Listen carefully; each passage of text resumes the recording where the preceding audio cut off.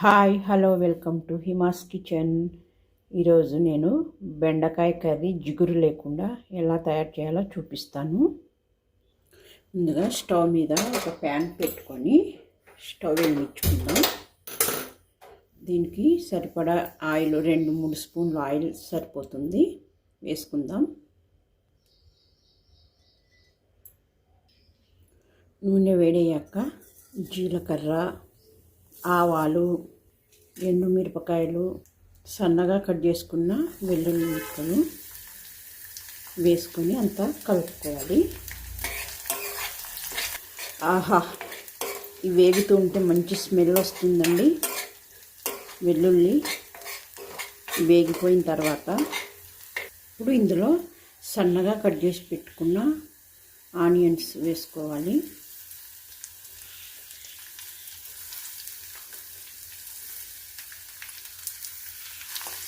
వేసుకొని ఒకసారి కలుపుకుందాం అంతా. ఈ ఆనియన్స్ కొద్దిగా మెత్తబడ్డాయి కదా, ఇప్పుడు ఇందులో పసుపు వేసుకుందాం. తర్వాత బెండకాయ ముక్కలు ఇలా కట్ చేసుకోవాలి, చిన్న ముక్కలు. వీటిని ఇందులో వేసుకుందాం.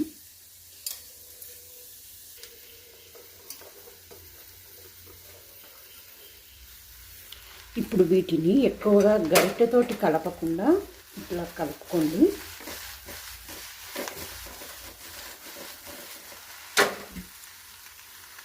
జిగురు పోవడానికి కొద్దిగా మెంతి జీలకర్ర పొడిని వేసుకుందాం. మధ్య మధ్యలో ఇలాగా కలుపుకుంటూ ఉండండి.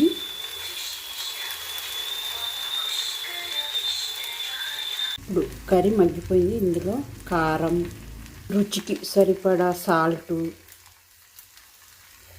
ధనియాల పొడి వేసుకోవాలి. ఇంకా ఏ మసాలా వేసుకోకూడదండి, ఇవే సరిపోతాయి. వీటన్నిటిని చక్కగా కలుపుకుందాము. ఇలా అంతా కలుపుకోవాలి. అంతేనండి, వెల్లుల్లి బెండకాయ కర్రీ రెడీ అయిపోయింది.